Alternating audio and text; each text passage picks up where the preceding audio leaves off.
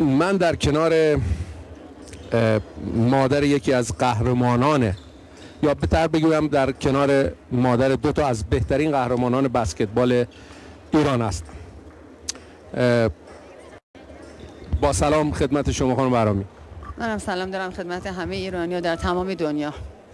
همونجور خدمتتون عرض کردم، هم تسلیت میگم هم تبریک میگم. تسلیت به خاطر غم آیدین و تبریک به خاطر اینکه دو بچه گل رو به بسکتبال به مردم ایران تقدیم کردید.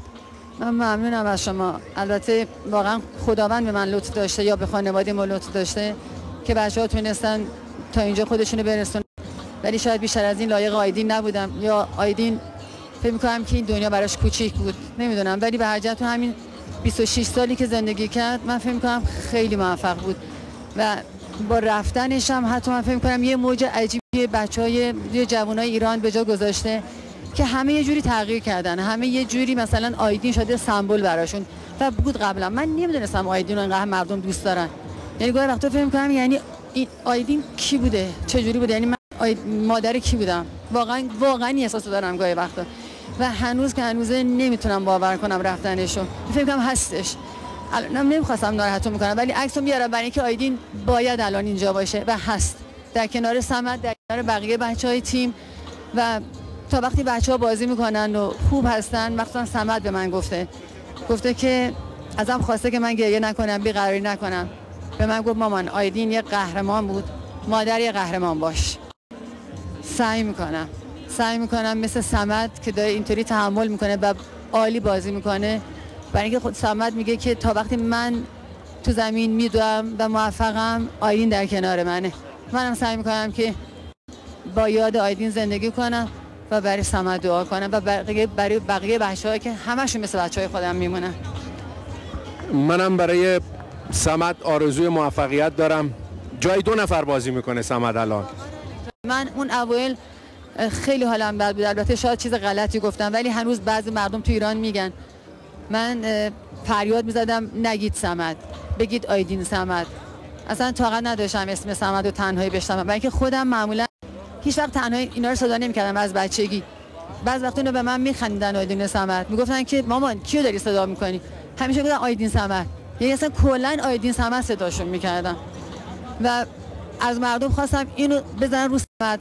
خیلی همینجوری میگن، هنوز خیلی میگن آیدین صمد، واقعا میگن، ولی صمد شخصیت خودشو داره، آیدین شخصیت مستقل خودشو داشت، ولی صمد واقعا داره تلاش خودشو میکنه و همین که اینا رفتن المپیک، واقعا من فکر میکنم بچه‌های ایران خیلی تلاش کردن، خیلی کار مهمی بوده و البته من نباید بگم به عنوان مادر، ولی من فکر میکنم بچه‌ها میدونن همه که آیدین واقعا نقش مهمی داشته توی بردن ایران به المپیک، ولی خب خودش الان روحش اصلا بود، من نمیدونم، ولی خودش با ما نیست.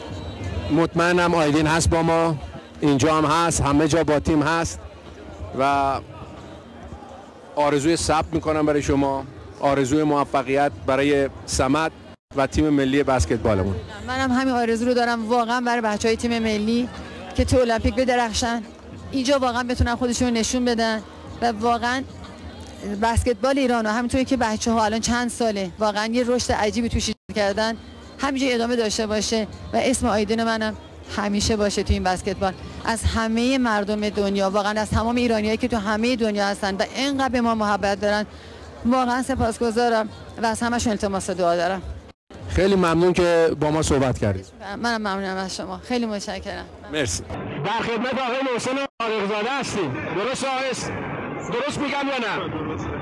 از اهالی محترم اصفهان و تیم ذوب‌آهن اصفهان. خوش اومدید به آمریکا. خیلی متشکرم. تجربه‌تون چی بوده در این مدتی که با تیم ملی در حال مسافرت بودید؟ ما بزرگترین تجربه که در این یک ماه و نیم اخیر داشتیم بوده که تونستیم مستقیما برخوردهای که دور از ذهن ما بود، فقط اسم و حضور داشت، ایجاد بکنیم، اسمها رو کنار بزنیم و بتونیم مستقیم برخورد رو ببینیم و لمس کردن این برخورد و ایجاد این ارتباطات باعث رشد بسیار خوبی در بسکتبال ما شده. نظر راجع به تیم المپیکمون چیه؟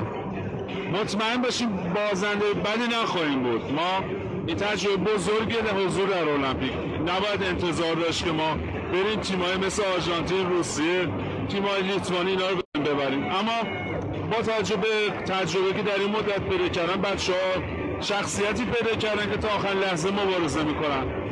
از خودشون، شخصیتشون، اسمشون، تیمشون، مملکتشون مطمئناً به خوبی دفاع میکنم. امیدوارم در آینده نزدیک ما بتونیم برنده خوبی باشیم.